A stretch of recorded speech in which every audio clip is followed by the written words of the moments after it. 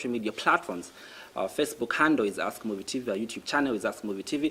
Get to those two particular platforms and give us your contributions regarding the topic or issue we are looking at today. We're looking at, is this the Zambia that we want? Now let's begin off with how the constituency of Kapiri-Mposhi is doing. Well, not so good, I must say. Kapiri-Mposhi is arguably the biggest constituency that is held by the opposition. We are about 4.5 times the size of Kabwe. And if you look at, say, by comparison, our friends in Kabwe have 2 constituencies.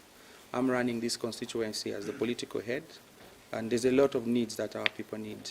Morale is at its lowest in many years, and that is because our people feel let down by the governance system that is there now. We've got a lot of deficit. I think poverty levels for our constituency are around 86, 87%. We could be better. But at the same time, I think I'm still confident. But the future of Kapiri and the rest of the country will pick up in due course if we make the right decisions. And then if we steer our country in a direction that can be sustained for a long time. And even once we do that, I think we need to revolutionize our institutions of governance so that whatever gains we make now and in the future, if at all, there is no regime that comes in the future beyond our generation that can undo the work that can be done now. How would you describe your representation for the people of Kapiri-Mposhi thus far? Well, I'm a first-timer.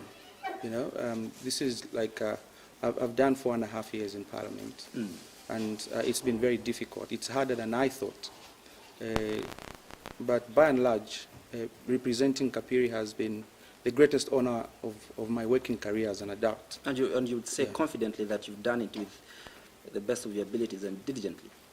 I've done an honest job. I've done an honest job for the people of Kapiri, and I'm grateful to them for the opportunity that they've given me to represent them at Parliament and also to make laws on their behalf. I think there's more that can be done.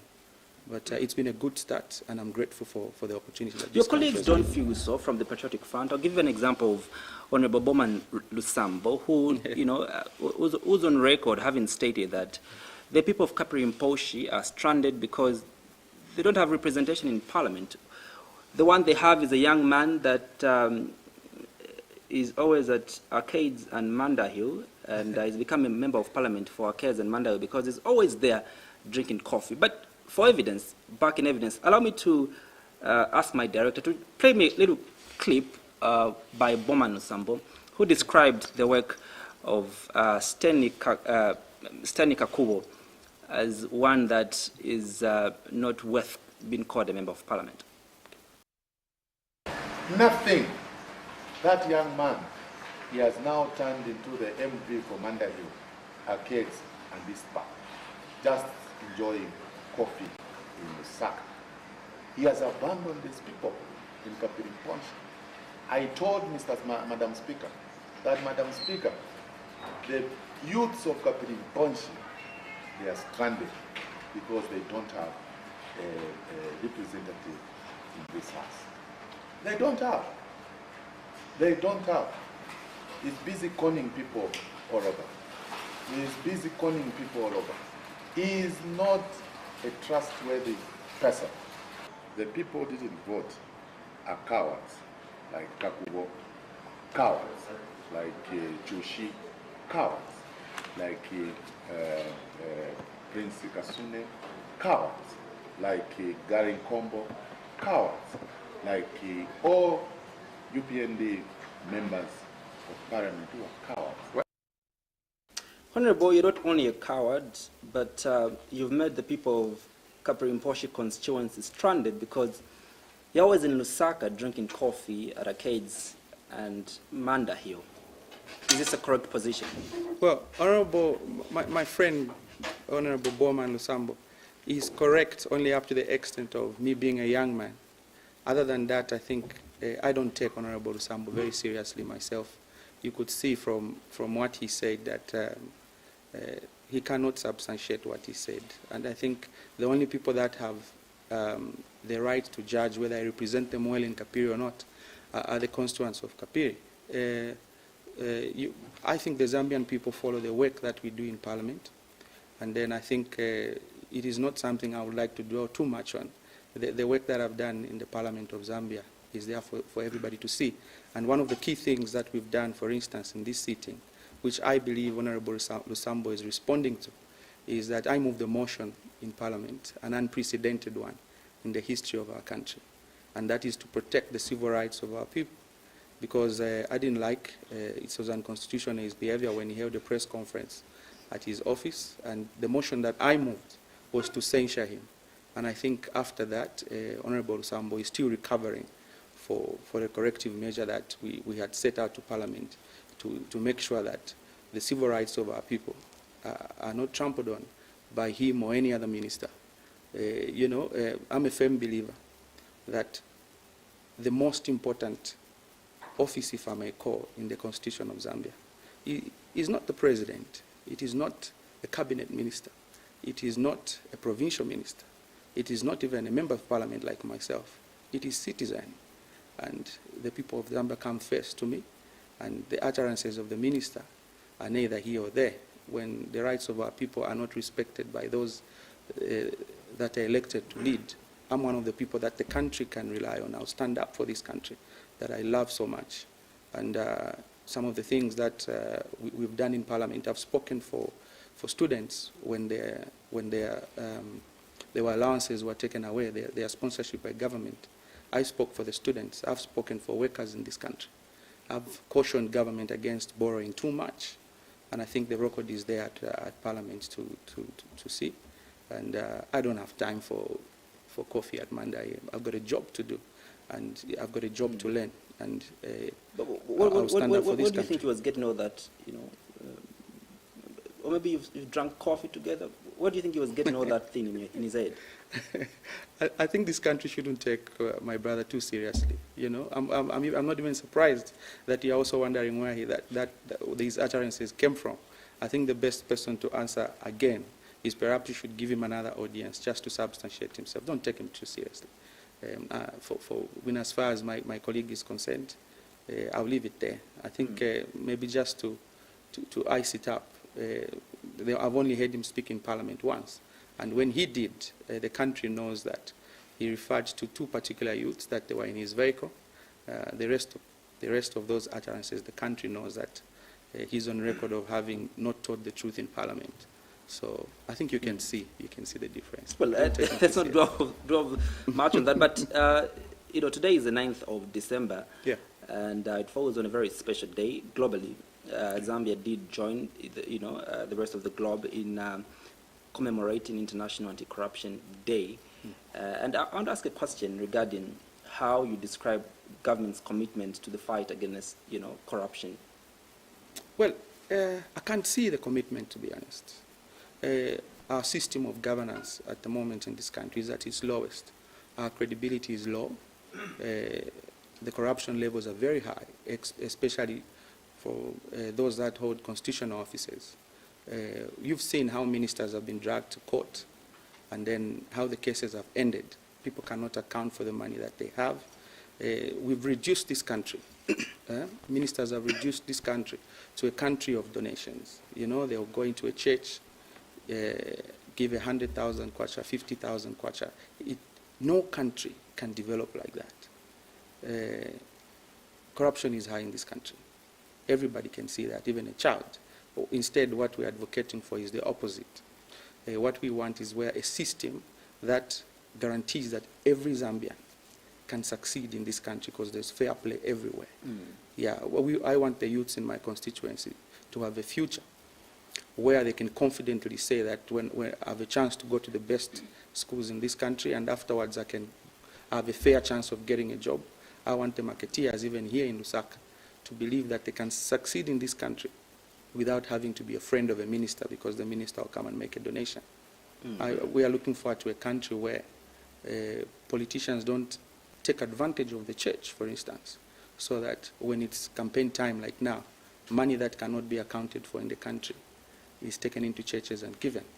What we want is a country where ministers are not more liquid than the government that they send. Something is definitely wrong there. So in terms of corruption, we must be one of the worst countries. But being a bit honest with yourself, won't you agree with me that to a larger extent, the administration of His Excellency Dr. Edgar Chagwa Lungu has done, quite well in terms of the fight against corruption? I can cite 2 examples. He's allowed his own cabinet ministers to be tried in the courts of law for corruption charges.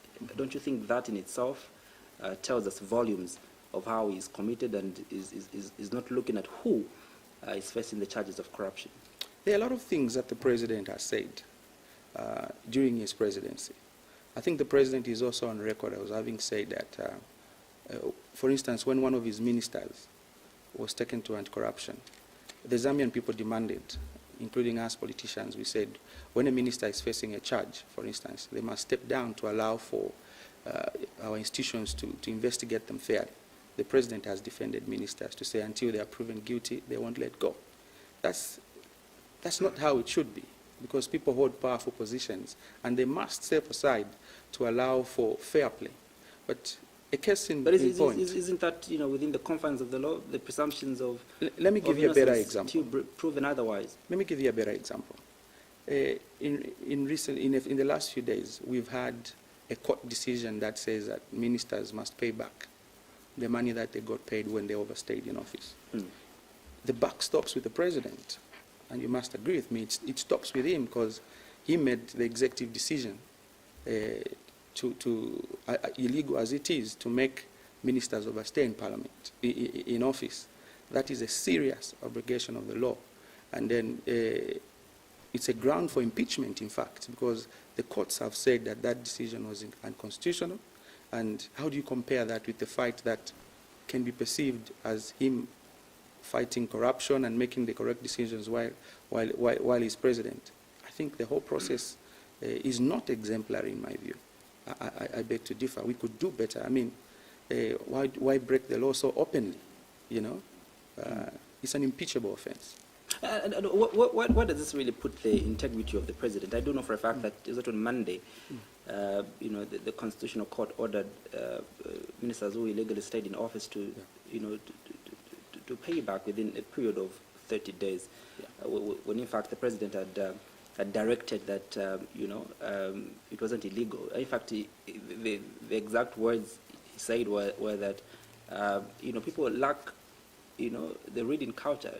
It was all in the Constitution. But where does this put the integrity of the president when he gave in fact he's a lawyer, he gave a legal opinion on an issue, and then now the Constitutional Court has ruled out otherwise? In terms of his reputation, your guess is as good as mine. It's in tatters. Everybody knows that. It's in complete tatters as it is. The quality of the decisions that the presidency is making now is in question. And I can give you a whole list of other things aside from the example that you've given, even if it comes to the economy, even if it comes to paying off pensioners. His government is on record as having said that anybody that falls off the payroll must not be paid. You saw all those decisions that came out even from the Bill 10. His decision-making for me has not been the best. And I've said it even in Parliament, to say that my view and the view of my colleagues in the opposition is that the president simply hasn't grown in the job. He hasn't learnt the job. Sometimes I'm tempted to think that perhaps the head of state has no interest in the job, because there are things that are seemingly straightforward, and he's let them slide through his fingers, and the country is in a difficult position. Now, we're in a mountain of debt. Our external debt currently stands at about 11 billion, somewhere there. Yeah, 11.6. 11.6 billion, somewhere there. And the biggest question that a lot of us are asking is, how did we arrive here as a country? Well, and moreover, I think is it 3 weeks ago we defaulted on paying our interest, payment coupon of about 42, million US dollars. Yeah. Clearly, I think it tells us that we are headed, towards default, especially in our Eurobond. Where does this put us as a country, really? In a bad state. As Zambian people, we are confronted with a government that is not listening. We warned against excessive borrowing. I've sat in meetings with the IMF on a number of occasions And the IMF has been to this country trying to assist in this process, for instance. Before we got to the level where we are now, the IMF raised the flag, and as MPs we picked it up. And we want government to slow down on borrowing. But President Lungu's administration has been insistent on borrowing for infrastructure. You see, again, it brings into question the quality of the decisions that are being made at Cabinet. They pick one particular sector to collapse everything else, and now we are in bad state. When we've told them to say the economy is not okay, they've been arrogant. Everybody knows that. Ministers in President Lungu's government are on record of saying that because there's a lot of traffic in Lusaka, it means the economy is doing well. We've warned them against getting commercial loans. We insisted that they got concessional loans. They never did. And it's a big problem, even for us as parliamentarians, because most of the stock of the debt that the country has accumulated never came to Parliament. That opens a different problem altogether. The country is seriously indebted with debt that never came to Parliament. And yet the Constitution is very clear that debts that the country accumulates must be authorized by Parliament. So we are now faced with a big problem where some of the debt is illegal. In my view, it is illicit. And with the right legal team, we could actually prosecute officers that have borrowed so highly on behalf of the country. We can prosecute those that authorize that debt. We are in a very bad state. And because of the debt, all our fundamentals for the economy are broken down. You've seen how the debt has put pressure on our currency. It's the worst performing in Africa. We've moved from a few years ago when our currency was around 4 kwacha. Now we are 21 kwacha. We've moved from a situation where our GDP growth was at 6.6% to minus 4.2%.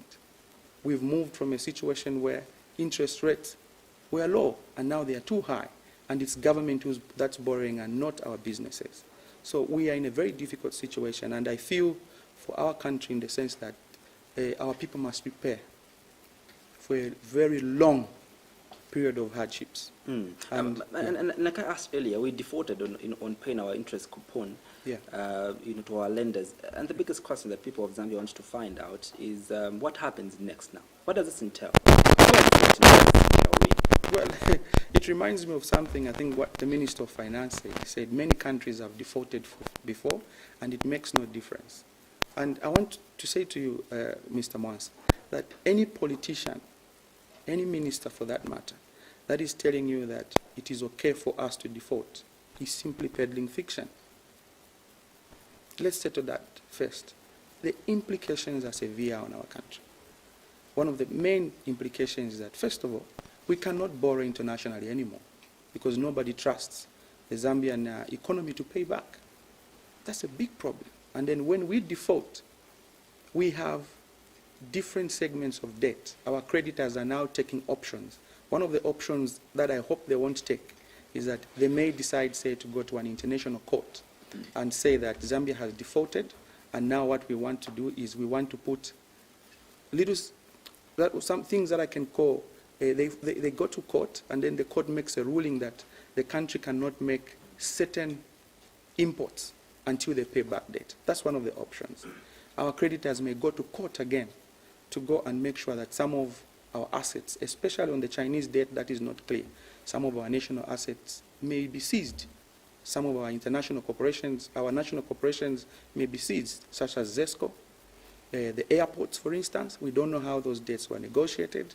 Because of the default, it's going to cause a ripple effect on actions that our creditors can take.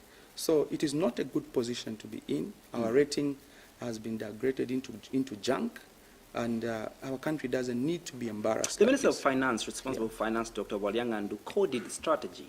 Yeah. What do you call it? That's not a strategy, Mr. Mwans. Not a strategy at all.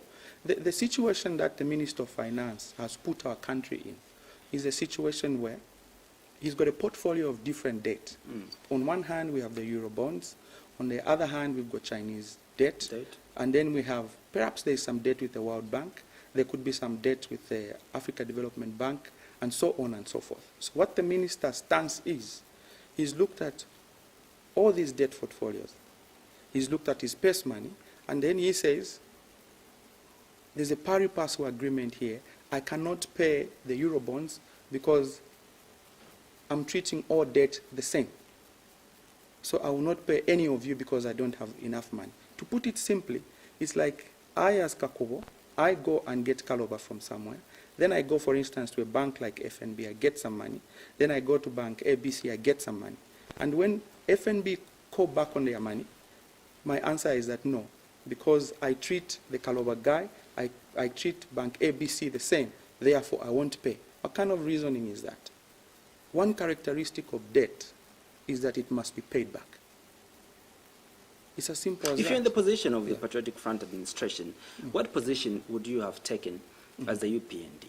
Who would have managed it? We're in a very critical, situation now. It's $42 million is not like a lot of money that we can fail to pay. But of course, like you said, they need to treat all debt the same. If they pay Bank A, they have to pay the other bank, and they have to pay and now our reserves are kind of not allowing us to go that particular route. What particular route would you have taken as the UPND if you are in the position of the PF?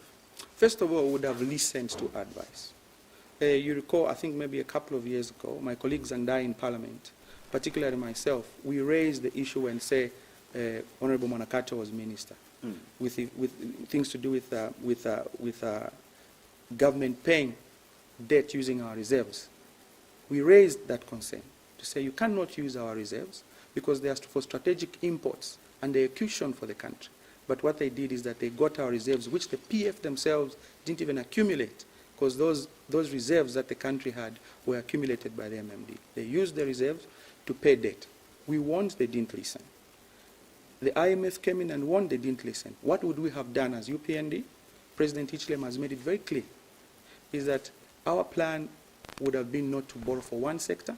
Even if we were in a position to borrow, what we would have done as UPND is to borrow for sectors in the economy that can renew our capital. But before that, if all things are held equal, like how they are, in the face of the Patriotic Front administration, where we can't reverse time, we already borrowed for infrastructure. Yeah. Now, if you're put in that position, where Dr. Walyangandu was, what kind of negotiation really would you have put on the table? Yeah.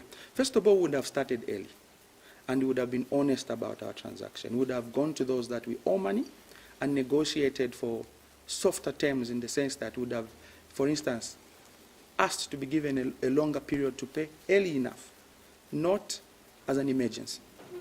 And then at the same time, what we would have done is that we would have gone to those that we owe money and put everything on the table to say, this is our debt stock, this is how much we are owing China, for instance, and these are the terms, this is what is at risk, can we ask for moratorium? We would have done that.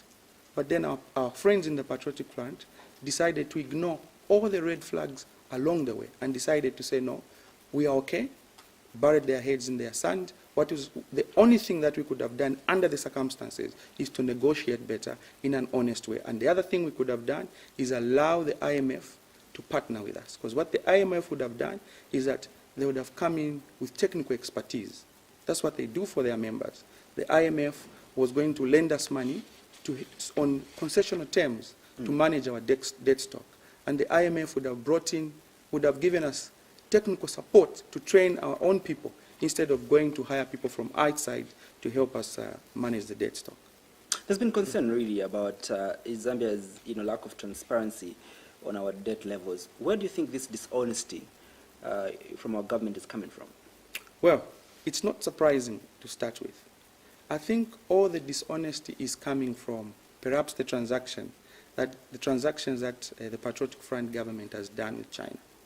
When you look at the debt portfolio that Zambia has, the money that we've borrowed, say, on Eurobonds is straightforward. The records are there for the international community to see. But there appears to be a certain level of secrecy when you look at what we've borrowed from China. By comparison to the Eurobonds, we know the interest rate on the Eurobonds. We know the coupon payment that was due. When it comes to the Chinese debt, it's very, very fuzzy there, because we don't know the terms. We don't know which particular national assets that the Patriotic Front have committed to the Chinese government. Because the Chinese, in our opinion, have a track record across the countries that they've helped to usually tie their debt. Perhaps they foresee that African countries will default, so they'll tie their debt to certain strategic assets such as the airports and so on. You will see that the way some of the debt with the Chinese has been structured, it is in such a way that they are attached to assets, national assets that are able to produce a little bit of money. For instance, the Kafue Gorge, ZESCO, ZNBC, the airports and so on. But those deals have not been laid bare, and even in our meetings with the IMF, those were their concerns to say, can we put everything? So in terms of why there hasn't been honesty in that regard, I think it boils down to what I said in the beginning. Even Parliament doesn't know exactly. Perhaps there's fear to say that there will be a lot of people that will be exposed, that debt has been acquired in an unconventional way, and debt has been acquired in a very reckless way without leverage to pay back. To some extent, would we put the blame on China that has continued to give us these monies, even when they know that our capacity to pay back really is very slim? Well, the buck stops with the chief executive of the country, in my view, because when you're president, there are a number of things. There are at least 4 things that you must covenant with your people. The first thing is the security of your country, the national security. The second thing is the economy, because therein lies the livelihood of your people. The third thing is health. The fourth thing is that the people in your country must have first-class education. So, to zero down to your question, it stops with the presidency. He's the chief negotiator. He knows the incomes. He should know what is coming in and what is coming out. He calls the shots. That is why it takes the whole country to vote for one individual. When I stand as MP, it's a selection of people that vote for me when someone stands as a councillor or the mayor. But for the presidency, the buck stops with you because the whole country votes for you. It is the unique office. He's accepted that, yes, indeed, we have borrowed, but we've borrowed for the right reasons. Would you agree with the president that we've borrowed for the right reasons? Absolutely not. He hasn't borrowed for the right reasons. And the process, every country borrows, but every country invests differently. What the Zambian government has done is that it's borrowed money and focused on only one sector. But when you look at the sector that has been picked, infrastructure, roads and hospitals, they have a longer period for payback. But there are easier sectors that the government of Zambia could have invested in. One of our plans as UPND is to put investment in sectors that have capacity to recycle the capital, such as, for instance, I'll give you a good example, agriculture. If we can move away from completely relying on, for instance, maize, we could do cotton. If we do cotton, then we manage the whole value chain, from the farmer growing cotton to the transporter to assembling of trucks. For instance, Professor Chirwa is coming into Kapiri, assembling of vehicles, and then eventually what needs to be done in managing the value chain is that you must then manage the whole sector that produces your refinery. For instance, the sector that manages your clothing, for instance. If you manage cotton, you can produce military wear for your hospitals, overalls for your mining industry, and then the youths get the jobs. Then at each value chain, the government can collect a little bit of tax and then pay back the loan. But when you see what the PF have done, is that they've neglected sectors such as tourism, where the money could have gone, and then tourists would have come, and then you can make some money and pay back your loan. But then, if you notice very carefully, there's an interesting relationship with where the money went. There's been a relationship where there's one sector picked, and then those that have picked that sector suddenly have become the wealthiest Zambians. That needs to be checked by the Zambian people. Which ones have become the wealthiest Zambians? You've seen in our society with the people that are flashing out money. You've seen some of them have been picked by the Anti-Corruption Commission to say, listen, there's a house in Makeni, there's a house in another area, and you've produced property, there are 42 houses here, and so on and so forth. You can see that there's a certain group of politicians in this country that has suddenly become too rich, to a certain extent more liquid than the government. They can give out money, but government cannot pay its debt. So that is a very interesting relationship. Allow me to take you back to what you said again. Yeah. You said we've highly invested in infrastructure that doesn't give us, short-term money that we can pay back. But would you confidently, without biasness, say that yes, infrastructure to some extent is a good investment sector for a long-term project like what we have now? Do you think at some point are we going to be able to retain the money that we've invested in infrastructure? Investment in infrastructure is not wrong. The only thing is that it doesn't work in isolation. It needs support of other sectors. So the way you manage the economy is that you don't pick one sector and then say, because of this sector, we are going to collapse the rest of the economy. It doesn't work like that. You must manage you must pick your points in your economy that you can leverage on and produce. You grow your tax base, you can produce revenue in order to manage the money, your debt portfolio, so that you can pay back the money that you've borrowed. But to pick one sector and say infrastructure, we will die and live by it, is not correct. But when it is supported by other sectors, the economy is firing in manufacturing, it is firing in agriculture, in production, and so on and so forth, then infrastructure will work. How does date affect the people of Kapiri-Mposhi? Hugely. What has happened now is that all the money, I had a meeting, for instance, with the Minister of Finance yesterday, and we are looking at domestic revenue that has been collected by the country. 70% of the revenue that we collect as Zambian people is going to paying back debt. 30% that remains is not even enough to pay the wage bill for the entire civil service. How does it affect the Zambian, the people in Kapiri? Their needs cannot be met because their government now is basically broke. With that ratio that I've shared with you, there's no money for Kapiri people to say, if they need a road to be done, it will not be done. There's no hospital that can be done. And then the cost of living will now go up. Why? It's because our currency, because of debt, has depreciated.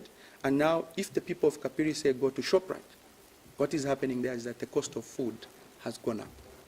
It means that less farmers in Kapiri can be supported by their government to grow more food.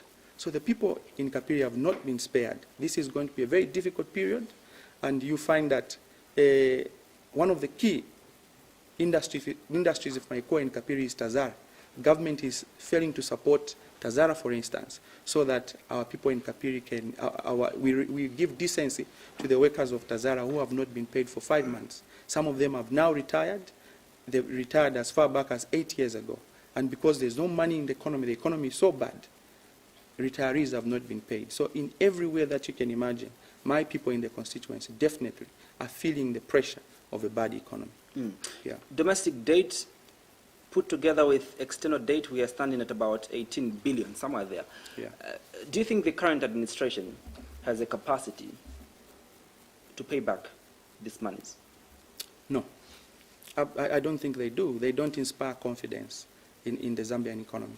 And like I've said before, one of the challenges that the Zambian people must be able to see with the current leadership is that every time that they were warned about managing the economy better, they arrogantly insisted that everything was okay.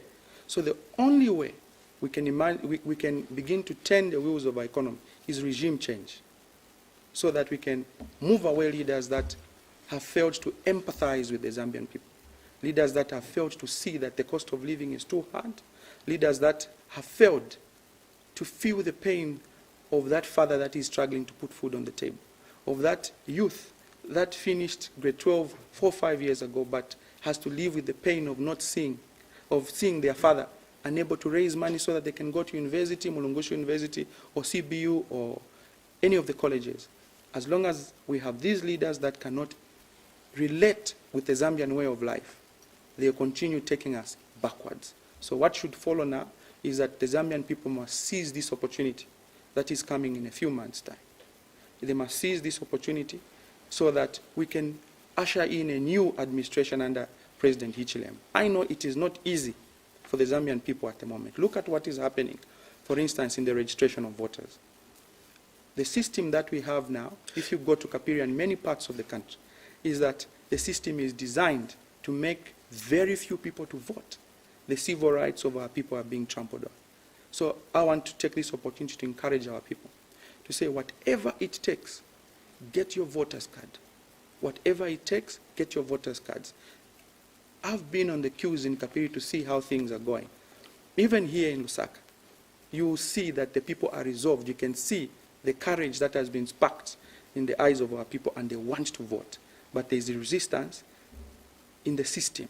Our people must continue. It is better for our people today to queue up for a voter's card for 8 hours, because what is looming in the horizon is a situation where if you don't queue up now and get your voter's card, in a few months' time, we are going to start queuing up for essential commodities like mealie meal, like sugar, like salt, and so on, because our economy is on the verge of collapse. Those that don't appreciate that we're in a bad situation, the Zambian people have an opportunity to kick them out of office, give our country new hope through President Hichilema and people like myself who are his MPs, so that we can steer our country in a better direction. Still, people don't deserve this. Still on the topical issue of date, we did hire a private firm by the name of Lazard Fares to help us negotiate our date. Do you think we are getting a good deal out of this, out of our decision to hire this particular firm? No. No, in the sense that this situation could have been avoided from the very beginning. We don't have to have a country that requires other people to tell us how to spend money. One of the things that I can tell you is that when we take over government, for instance, we are going to demonstrate to the Zambian people, we are going to demonstrate to the international community that nobody needs to tell us that we don't have money to spend. We'll cut down on expenditure. Why do you have to pay someone to tell you, to teach you how to spend your resources? I don't think it's value for money. The PF should have avoided this situation a long time ago by being patriotic to our country, putting our people first. When the red flags were up, they should have resisted the temptation of excessive borrowing. We didn't have to invite people like Lazard in our country. But then we've been reduced to that, and it is embarrassing. We don't want to be in a situation like that as Zambian people. Before the meeting with our data, the President did confidently speak before the floor of the House, and I'm pretty sure you are there, that our country will not default. Yeah, I was in Parliament that day. You were in Parliament, and just 24 hours later, we did default. What is it? Where is this drama coming from? The second highest office assured the nation that, look, we'll not default on our interest payment, but we defaulted. Where does this put us as a country, really? Well, you see, there's a series of events that happened during that week or thereabouts. Eventually, it cascaded to Parliament. What happened was that government, through the Minister of Finance, requested that the bondholders suspend interest for 6 months. And I think they were clever in their approach, the bondholders. They knew that the minister would come to Parliament and put down a budget for 2021. So they waited. So when the minister eventually came to Parliament to outline the budget for 2021, there was nothing in there to suggest that after 6 months, Zambia would have the revenue to pay back that loan. There was nothing in there. So moving straight to your question, when the Vice President assured the country, we could see through her, because she holds a very unique position in the governance system. She ought to have known the state of the country. If she didn't know, the correct thing that she should have done at that point was just to state, to say that I'll respond once I consult the Minister of Finance. But it's inexcusable in our view. She's the second most powerful person in the land, and she ought to have known that Zambia didn't have the resources to pay back, to pay for that coupon payment. It actually puts us in a more difficult situation. Then our credibility is in tatters, because a few hours after the Vice President makes such a powerful position that we will not default, a situation that I'm sure she was privy to, that we would default, in my view, and eventually we defaulted. The rest is history. Everybody is able to see that. And interestingly, recently, the President, when the President appointed Christopher Mvunga, he indicated an interesting statement. He said that he was taking over the economy. Is the President really in charge? Too little, too late, Mr. Mwasa. Too little, too late. Well, okay, let me be kind. The President is in charge of the economy. Tell me something. Let me ask a rhetorical question. Is the economy doing bad, or it has failed? Everybody knows it has failed. So if the President is in charge of the economy and the economy has failed, who has failed? The Zambian people must answer that question. How do we begin to dismantle this huge debt, especially when you form government in 2021? But even before you get to form government, what steps now should we take as government, collectively as the Zambian people, to ensure that we begin to dismantle this huge debt that we have? Firstly, I like the way you've coined your question, because we feel as UPND that the Zambian people are looking beyond the 2021 elections. So the PF must not prioritize the 2021 election at the expense of managing the economy now. So what needs to be done urgently, if they don't do it, we shall do it for the people of Zambia. In order to come out of the situation that we are in now, there are things that must be done. Key thing is that traditionally the Zambian economy depends on the mining sector. You will notice that in years gone by, every time the copper price was going up, the way it's going up now, the kwacha will be appreciating. The economy will be more stable. The economy will be stronger. Somebody needs to ask the question and say, why is it that under the PF, even when the dollar is appreciating, even when the copper price is going up, the kwacha is going south? Why has that become an inverse relationship? It tells you something that in the way the PF have managed the mining sector, something is wrong. There's double taxation that is happening in the mining sector. One of the key things that we shall do is that we shall look to revive the mining sector so that we can see the big trucks of investment that are coming from with big equipment, the big yellow machines coming back into our country, bring life back into the copper belt. We will have to sacrifice certain taxes. Mineral royalties, for instance. Under the PF, Mr. Mwans, we are the only country globally that has made mineral royalties non-deductible. I know it's a technical thing, but the uniqueness is that the PF have been reckless there. Give some relief to the mines. Let the dollars come in. Let the mines, let the mines begin to invest. Let the dollars come in through the mines so that our economy can benefit. The other thing that we must do, and very, very urgently, is that some of these decisions, Mr. Mwasa, do not need to take money out of the treasury. The issue of maize, the maize that we produce, there's good rains now, but under the PF, you'll find that farmers are not allowed to export their maize because PF have put a tax on exports of maize. But this is when we need to export. It's not a difficult thing to do. Remove the tax on exportation of maize so that the much needed dollars can come in. If the PF don't do that, we want to assure the Zambian people that President Ichilema will make that executive decision to make sure that any surplus maize in the country is able to be exported within a few months. Maize alone can bring in excess of $200 million. Third thing that we must do is that we must manufacture. We must manufacture. We cannot have a country where even the clothes we are wearing have to be imported as Salaula. These are executive decisions that a president must make.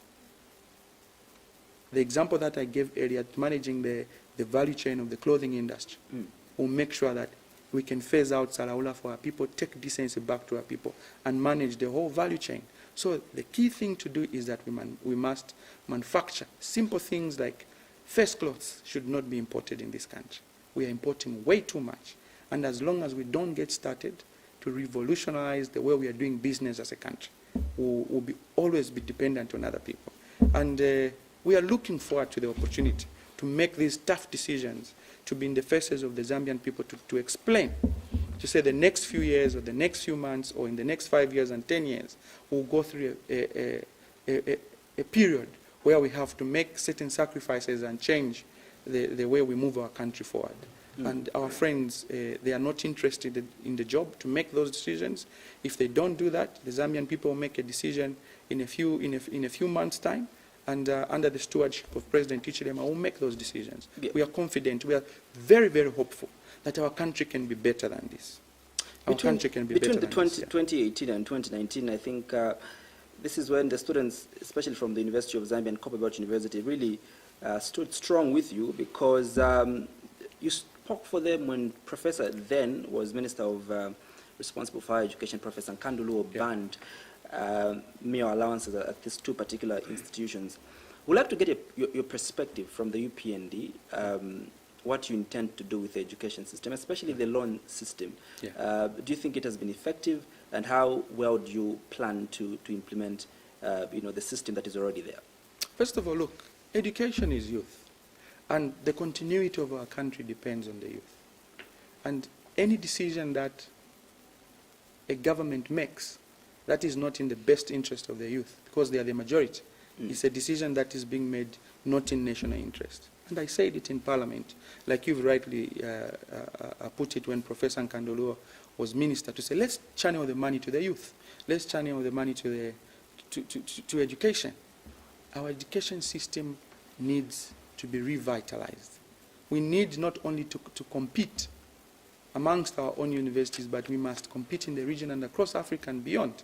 Statistics are very clear, Mr. Mons, that in terms of how much money we spend on education as a percentage of the overall budget of our Zambian budget, it's about 4%. We are one of the lowest in sub-Saharan Africa. Countries like the DRC, that are seemingly less peaceful than us, the DRC, the Burundis, even advancing countries like Rwanda, are above us. Not too long ago, they didn't have peace in their countries, but we've enjoyed peace for so long, and yet what we give our youth is piecemeal. Even what our colleagues are calling as the multi-sectoral empowerment of youths. No youth in this country is looking for a donation. Youths are looking for opportunity. Youths are looking for jobs, quality jobs, good paying jobs, not the jobs that you are seeing in the infrastructure sector, especially in roads, where our young people are being subjected to digging trenches instead of being up there in the value chain. We are going to put money in education because we know the value we shall get from there. Our natural resource, one of our strongest resources in minerals, it shouldn't be a difficult decision to make, that we should make sure that we're producing the best engineers in this country, so that the resource that is underground can be taken out of the ground, processed, forex can come in, jobs can come in. That's how it should be. We can't have a situation where the very institutions in the country that are supposed to produce thinkers that should get us out of the situation we're in are the ones that we are underfunding. Look at, for instance, those that produce the best brains in this country, the lecturers. Half the time they are closing because their wages are not guaranteed. Something is definitely wrong there. If you're going to describe how the PF are running this country, that they've totally failed, don't you think you, especially as the largest opposition, are a huge part of this failure? Because you are the ones that millions of Zambians are dependent on to offer checks and balances, critical checks and balances, and to keep government on its toes. Don't you think cumulatively you've also failed in your mandate, as an opposition political party that is the largest currently in our country? No, the way I look at things is slightly different from you, Mr. Mons. One of the things I've learned in my stay at Parliament so far is that the way our country is designed, even our constitution, for instance, it gives too much power to the ruling party. It gives too much power to the executive. It doesn't give enough power to Parliament to interrogate the activities in the executive. If you follow me that far, yeah, I'm following. They have too much power to overrule anything else that is happening in the country. But that's not to say us in the opposition have done everything that we can do. There's always room to do better. The fact that our country in this position, we take responsibility as well. That's why at this stage in the life of our country, we are no longer advising the Patriotic Front. They are out of time. We've said this in Parliament. President Hichilema has also said it. What we are fighting for now, Mr. Mons, is a situation where the PF should leave the country in a state that we can salvage the economy, salvage our institutions, so that we have somewhere to start from. We are under no illusion as UPND that we are going to find money to develop our country, for instance. It's going to take a lot of work, a lot of sacrifice from all of us as Zambian people, and it starts with the next election. Speaking on what you've already touched on, that is the issue of youth empowerment. We've seen the Patriotic Front administration has introduced quite a number of empowerments. The Presidential Empowerment Fund, there's the aquaculture empowerment issue, there's the arts empowerment, and many other empowerments. Do you think this is the right way, to go in terms of cushioning the impact of COVID-19, especially on the millions and thousands of the unemployed youths? I like the fact that you've mentioned COVID-19. And in answering your question, let me put it this way. There's two things that our friends in the PF have used as excuses for running down our economy the way they have. First of all, it was climate change. Secondly, it was COVID. But then the first case of COVID in this country, I think, was reported around February or March. But March, isn't it? Thank you for that. But our economy has been declined for the last 9 years. And then suddenly, people are saying it's because of COVID, a new global phenomenon. And when you see the impact of COVID on the livelihood of Zambian people, yes, trade has reduced, but then our biggest resource is labor and the land. We're just not producing enough. The policies are not correct. Our friends that make the executive decisions have been reckless, they've been lazy, and our view is that when you begin to give youths handouts, you cannot lift them out of poverty. What the youths need in this country is a fair opportunity at jobs. That's all. We must steer our country so that we produce the jobs that we need. And one of the things that is key in making jobs available in our economy is simply production. Making all the raw materials that we have to begin to process them. We don't have to process them yet into, say, 10 different things. Let's start with the first one. Youths will go there and work. Let them earn a decent wage. Let them decide. Let's not subject them to becoming fish farmers in agriculture. Let the youth be the best they can be in whatever it is they want by first giving them jobs. That's key. Is this a Zambia that you've dreamt of living in? No. Paint us a picture of a Zambia that you've dreamt us living in.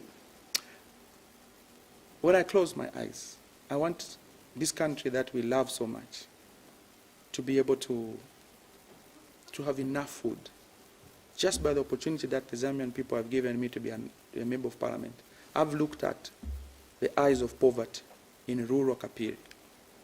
I want a situation where all our people are guaranteed not 3 meals, meals all the time when they are needed. I'm looking at a Zambia where we can put an end to this issue of us always begging when we have so much. We are dreaming of a country where our people's civil rights can be guaranteed, where people are free, and mark my words, people are free to criticize their leaders. Our people are not free until they have the freedom to criticize the president without the threat of being thrown into the dungeons in jail. Then we can make progress. We want our people, when it's time to vote like now, everybody that is guaranteed, that qualifies to get an NRC, a voter's card, has a clean roadmap, a fair chance without having to queue up in order to choose your leaders. Everybody that qualifies deserves an NRC. It's a serious thing when you don't have an NRC. My farmers in Kapiri, when you have no NRC the way it is now, because people are being turned away, it means you can't access e-voucher. That is a crisis. If our people, if the process of voting in leaders has been made so difficult, I'm looking forward to a Zambia where as many people as possible give me the mandate to stand as MP. Or as many people as possible decide and say, Honorable Kakubo, now it's time for you to step aside.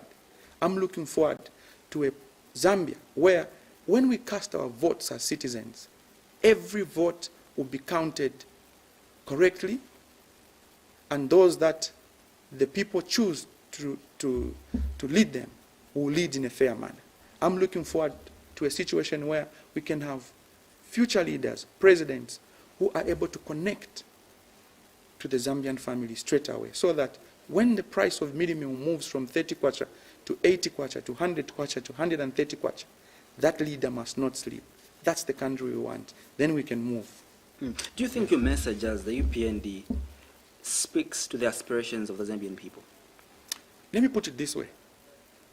If we didn't speak as UPND, how bad would this country have been? We are not claiming to be the perfect opposition party.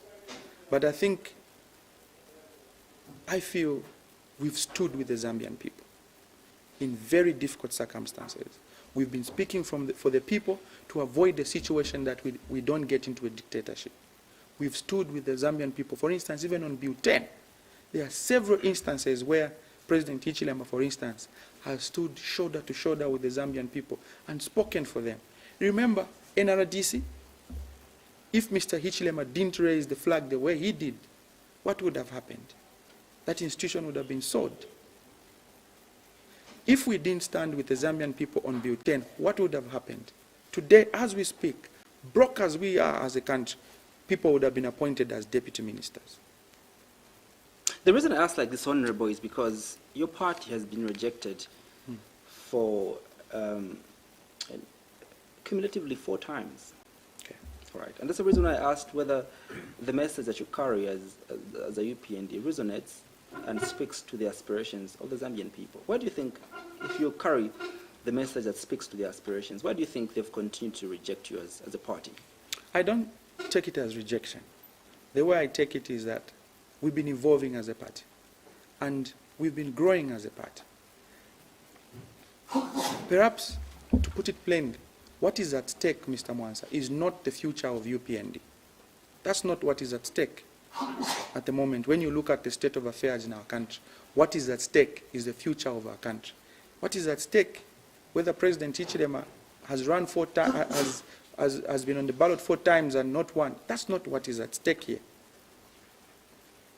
If it's not the presidency of President Hichilema that is at stake, it's the future of our country. Let's not lose focus. Let's not trivialize the moment that we have here. The Zambian people must take advantage of what is coming. There's an opportunity for us to change government, give our country a new lease of hope, a new direction. And let's not trivialize that to looking backwards to say the UPND has failed. The UPND has not failed. Zambia is failing at the moment. And that's our concern, and that's the agency that is there, is that we must save our country. Let's bring back our pride. Let's pay back that promise to those that fought for our independence. Let's not allow people to sit on our right to vote. We can't allow that. Let's pay back. Let's stand up for that thing that our country is known for across Africa. Tenets of democracy. And I'll ask again this question. Many people feel that your party has got highly educated people, very inspirational leaders like yourselves, but you've got very poor strategies that can think on your behalf in order for you to be guaranteed victory in an election. Do you agree with such assertions? We are aware of those assertions, I'll be honest with you, Mr. Mwansa. And perhaps maybe those that hold those assertions, what they expect from us, is that we must be aggressive in our approach. We must be lethal. We must be violent and so on and so forth, so that when we win an election and it's stolen away from us, we must be intolerant. But then there always comes a time when we must make a decision as UPND. Do we send our country into civil unrest, or we live in a peaceful country and we wait for the next election? You can see the difference. There will always be good politicians and bad politicians, and we choose to do things the right way. I want you to give your concluding remarks, Honorable. I'm told that I'm only remaining with a minute to go. Okay. I'd like to give you that allowance to speak to the Zambian people. Yeah. Please go ahead. I want to encourage the people of Zambia to say that your most important right as a Zambian citizen is your civil right. That unique and sacred opportunity to cast your vote. That period has come. We are asking you as Zambian people to say, go and queue up, even in the midst of injustice. Go and queue up, get your voter's card. Do not sell your voter's cards. We know there's a group of bad leaders in this country that are coming to you and saying, we're going to buy your voter's card for this kind of money and that kind of money. Keep it safe. We know the quality is poor, but that is your trump card. Let's look forward to 2021 together. We shall stand with you as UPND. And let me take this opportunity also to tell you about the man that is going to run for president under UPND. President Hichilema has stood with this country under very difficult conditions. He's gone to jail for the Zambian families. And let's give him a chance as Zambian people. This is an honest businessman, one that has shown empathy to the sufferings of the Zambian people. He speaks about it every day. He speaks about it in press conferences. And he has people like myself and my colleagues that are ready to be with you as Zambian people, offer honest leadership, and we look forward to the opportunity to save this country.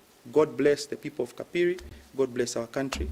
Thank you so much. That's the Honorable. I'm sorry to bring you back again. What do you think are the chances of the United Party for National Development forming government in 2021?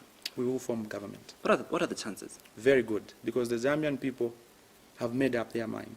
The sufferings of our people can be seen. The scars in the spirit of our country is very visible. And we believe that what we see and what we feel is in the hearts of the people. And the indication we are getting on the ground is that all the people, the only thing that the people want is a fresh start, a new beginning for a country that we love so much. We will win the next election. We have the best candidate to start with. If you compare President Lungu and President Hichilema, the choice is very easy. Don't you think we would have seen it through the number of by-elections that we've had? You know, this entire year we've had more than 20 by-elections, and most three-quarters of them you've lost, even in your strongholds. It's not the correct litmus test, in my opinion. You know, I've campaigned in by-elections myself for UPND candidates. Let me give you a synopsis of what happens in the by-election. An MP passes away, a councillor resigns. What happens is that we go there and campaign. We have district commissioners bring in government vehicles. It's not a level playing field. We have the office of the vice president dishing out a meal to our people. The election is mad from the beginning. It's a bloodbath in a by-election. Our hope for our people is that they should not give up. The by-election is not a litmus test. The playing ground is different. What we expect in a general election is that the country will open up. There won't be a focused point where we can say that all resources from DMMU will be focused in one center. The country will open up. Our people must fight for their own future. It will be the whole country that will be voting, and we have confidence in the Zambian people that we are looking for the same thing, and that is prosperity for Zambia. And the chance is here for now to take.